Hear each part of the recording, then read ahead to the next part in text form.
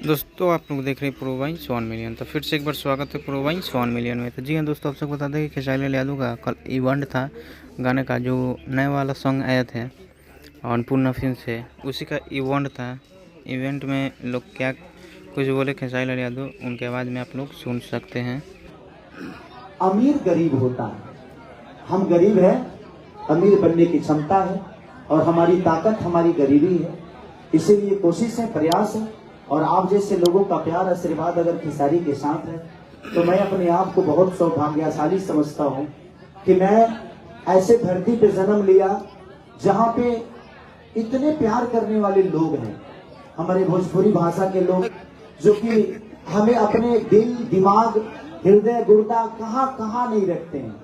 लगता है कि हमारे लिए अपनी जान तक दे देंगे। हमारी आलोचना भी होती है, जायज है ये, हम किसी को मना नहीं करते कि आप हमारी आलोचना मत करिए, बट उस शब्दों में सम्मान होना चाहिए। चाहे कोई भी हो, आप हो, मैं हो, अचानक से कोई कहता है कि पवन सिंहवा, निगहुआ, खेसरिया, ये शब्द मुझे नहीं लगता कि यूट्यूब पे या किसी सोशल साइट पे ऐसे बोलने की जरूरत है।